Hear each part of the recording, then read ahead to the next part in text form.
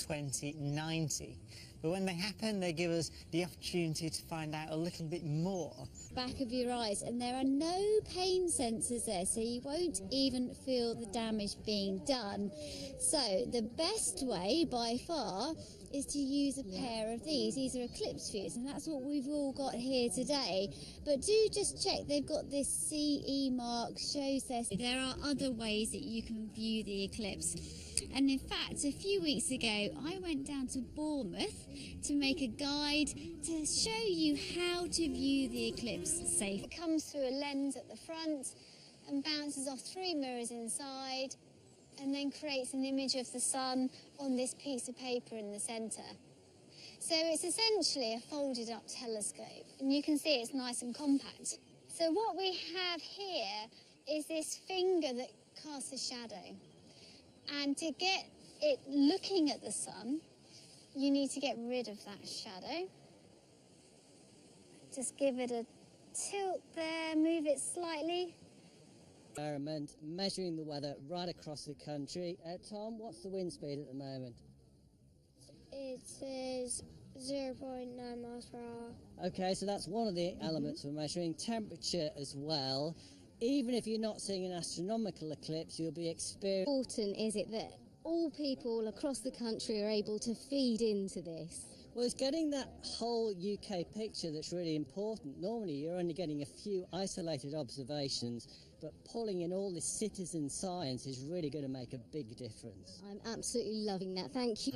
And of course you've got Bungie making sure we can actually transmit to you live and get you those all important pictures. And there it is, what we've come up here for, the eclipse in all its glory. Look at how far the moon's shadow has already moved in front of the sun. We are looking at that now through our solar telescope, which is basically looking at the sun through a white filter, which means you're looking at all the wavelengths of visible light, but you're attenuating or bringing down the effect of the brightness of the sun. What do you make of that, Brian? Work. So normally we'd delay the launch and launch a bit later, but physics being the way it is, we had to launch. So it's gone up with, but it's got 4 live cameras, so we'll get the footage later on. Okay, so the important thing now is that we can actually track where it is. Let's talk a bit about that, because we've got some maps on the screen, Yeah, that's right. On the screen here, you can see... It's completely disappeared here in Chartwell Bank. This is the eclipsometer again. You can see we're at 87% coverage here. We only thought we were going to get as far as 89%. We're a number of students here from local schools. Hello, how are you all? Are you enjoying it this morning? Very, very good. Now, James Martin and Grace Garner from Prieston School, have you been using your special glasses or have you been using these reflectors? We've been using both, and we've actually got a really good image on here now, so yeah, it looks really good. It's very difficult to show you from here. Yeah. I don't care. We get in here. Let's move back for a second. These reflectors are another good safe way. You can see a really strong image there of how little of the sun is visible from behind the moon. It's very, very good. So we've got Prieston School here, Sandbach High School as well. We have Jennifer and Kay. More of the sun is being obscured. Carol Kirkwood's in Lewis. How is it there, Carol? It's gone very dark here in Lewis. I'm in Calendish amongst all the standing stones.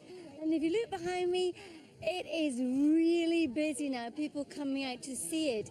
Now, earlier on, the sun came out and... In a minute or two, we are all going to be quite intimidated by this thing. It's a reminder that we're standing on a ball of rock that's spinning through space. These unstoppable motions of the planet that we can do nothing about are almost upon us. And this is a really graphic reminder of that as this shadow hurtles towards us over these hills behind. We're almost upon it. Well, darkness is almost here, so... Circle of brightness encircling the moon shadow.